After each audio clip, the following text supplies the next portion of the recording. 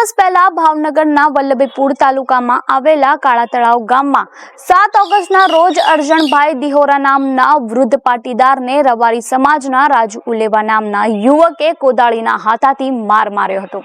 ત્યારે આ ઘટનાથી પાટીદારમાં વ્યાપક રોષ ભભૂકી ઉઠ્યો હતો અને વિરોધ કરવા 100 થી વધુ ગાડીઓ સુરતથી કાળા તળાવ આવી હતી। ત્યારે હવે આ મામલે રબારી સમાજ પણ મેદાને ઉતરી ગયું છે। ત્યારે હવે રબારી સમાજ 500 થી વધુ ગાડી સાથે કાળા તળાવ આવશે અને વિરોધ કરશે। તેમજ વિહોતર ગ્રુપે ગુજરાતે રબારી સમાજને હાકાલ કરતા કહ્યું કે રાજકારણમાં જોડાયેલા પાટીદારોએ પોલીસ પણ દબાણ લાવીને પાછળથી સમાજના યુવક સામે લૂંટનો ખોટો કેસ કર્યો છે। ત્યારે રબારી સમાજે જાગવું પડશે તેમજ એક થવું પડશે તેવું કહ્યું છે। તેમજ જો આ કેસ પાછો નહીં ખેંચાય તો વિહોતર ગ્રુપ રબારી સમાજ ગાંધી ચિંધ્યા માર્ગે આંદોલન કરશે। તેમજ જો આંદોલનથી નહીં માને તો ભૂખ હડતાલ પણ કરવામાં આવશે। તો હવે રબારી સમાજ પણ લડી લેવાના મૂડમાં જોવા મળી રહ્યું છે। ત્યારે આપનું આ અંગે શું કહેવું છે અમને કમેન્ટ બોક્સમાં આપના મંતવ્યો જરૂરથી જણાવજો।